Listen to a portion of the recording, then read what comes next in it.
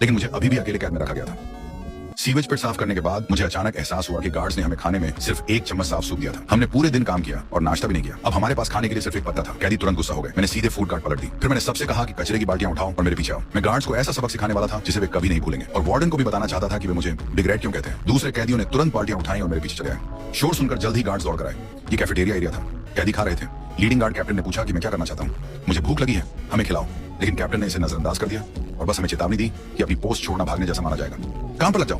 मैंने बिल्कुल भी हिचकिचाहट नहीं दिखाई और कचरे की बाल्टियां सीधे उन पर फेंक दी। इससे सब चौंक गए। किसी को उम्मीद नहीं थी कि मैं किसी गार्ड पर हमला करूंगा। देखने के लिए और भी कैदी जमा हो गए। कैफेटेरिया में खाना खा रहे लोग भी आ गए और मेरे लिए चीयर करने लगे। ये लड़ाई जेल में बॉस के तौर पर मेरी जगह बना देगी, लेकिन यह अभी खत्म नहीं हुआ था। मैंने अपने आदमियों से कहा कि बची हुई बाल्टियां लाओ और हमला करते रहो।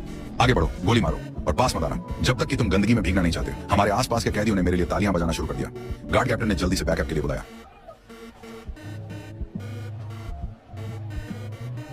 जल्द ही जेल की रैपिड रिस्पांस टीम आ गई। उन्होंने हम सबको घेर लिया।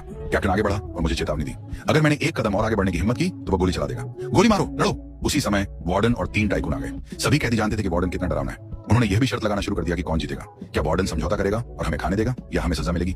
वार्डन, मुझे लगता है मैंने तुम्हें चेतावनी दी थी, है ना? तो तुम ऐसे क्यों कर रहे हो? उसे छुआ और तुम सब मर जाओगे।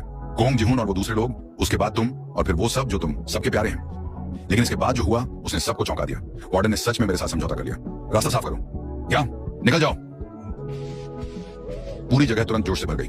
इस लड़ाई के बाद जेल में मेरा रुतबा फिर से बढ़ गया और कैदी मेरे फॉलोअर्स बन गए। मेरी ताकत अब गैंग बॉस के पास थी, लेकिन मुझे अभी भी अकेले कैद में रखा गया था। सीवेज पिट साफ करने के बाद मुझे